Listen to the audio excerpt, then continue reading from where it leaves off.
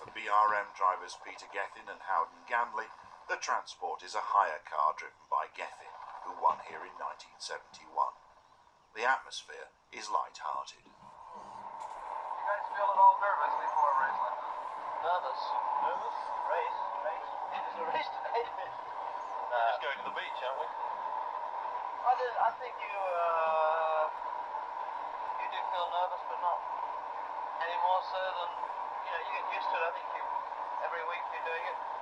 You're not so much nervous as trying to work out what you're going to do, what you're not going to do. We're just going to get a medical done. Arriving in the paddock, drivers greet their friends. For Jackie Stewart, it's Tyrrell designer Derek Gardner. Emerson Fittipaldi finds sports car race Vic Elford with his wife and Goodyear's racing boss.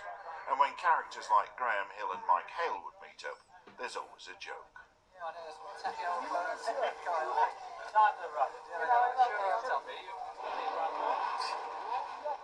As the cars lined up, Eakes was on pole with Eamon second. Stewart, back in the new 005, was third. But his championship hopes were about to die. Watch his car on the right-hand side of the second row.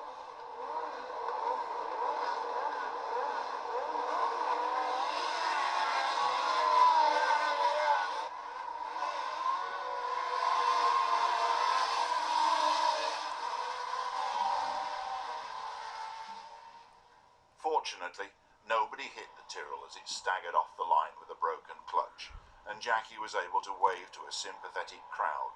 But now he knew that Fittipaldi's title had gone from a strong possibility to a certainty. The crowd may have been sympathetic to Stewart, but with Eakes leading Regazzoni, the prancing horse was rampant, and the Scots' departure was soon forgotten in a rush of Italian pride. Fittipaldi, Eamon, Halewood and Holm were following the two Ferraris, but only Fittipaldi's car could stand the pace as the others dropped out with mechanical problems. With some lurid spins and Ferraris in the lead, the early part of the race had plenty to keep the Italian fans interested, even though it was being run on a circuit with new chicanes to reduce top speeds. But then things began to go wrong for the home team. Regazzoni was eliminated when he hit Carlos Pace. Mario Andretti suffered a puncture, and Jackie Eakes dropped out of first place with an ignition problem with just 10 laps to go.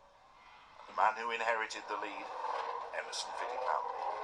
In another example of his driving skill and the car's reliability, he thundered home to his 5th Grand Prix victory of the year and the world title. Colin Chapman threw his hat in the air and the Italian crowd invaded the track. There's no better place to win a world championship than at Monza. It's a mecca of motor racing and it treats its champions with adulation and devotion. For the 25-year-old Fittipaldi and his wife, it must have been unforgettable.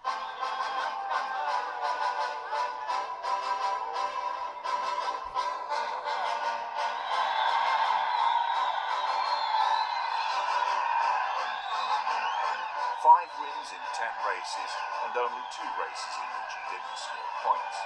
Fittipaldi's season had been worthy of a true champion.